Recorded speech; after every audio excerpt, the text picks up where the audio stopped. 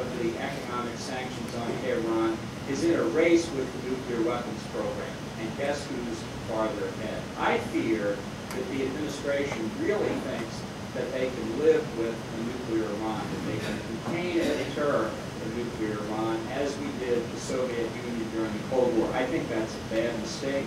I don't think the same calculus works with the mullahs as it did with the Soviets.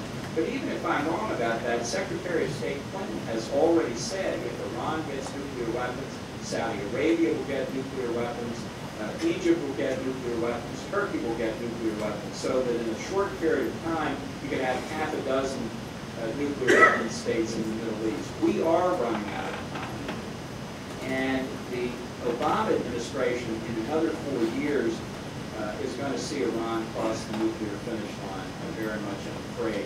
And one reason is because the administration has no credibility with the Iranians. They say all options are on the table. Nobody believes them. Nobody believes them. And to avoid conflict, if you don't have a credible threat, you're guaranteed to come out with the wrong result. That's why we need a real president in the White House with real credibility.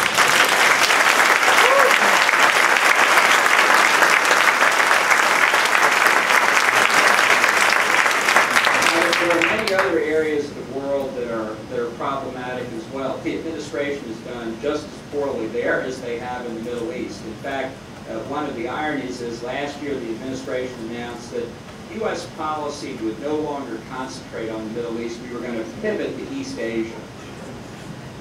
That's because the Middle East is in such great shape that we don't need to focus on it anymore. And having pivoted to East Asia, they're not doing a very good job there either. This is, again, the problem of ideology, and it reinforces what I said at the outset, that if you see this ideology, if you see this worldview for the next 4 years, the damage that will be done to America and its friends and allies is impossible to calculate. And I just leave you with something to think about and to tell your friends about. If I could put this on a continuous loop until election day, I would. Remember, and this tells you everything you need to know about the next 4 years under Obama. Remember the open microphone conversation with Russian President Medvedev, where Obama says, just give me some space until after the election, and then I can be more flexible. Now, the subject there was missile defense.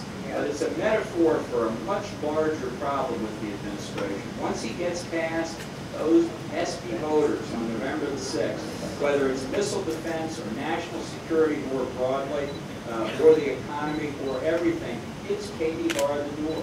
We've got one chance left to make sure we can defend our country. And it's on November 6th to vote for Mitt Romney.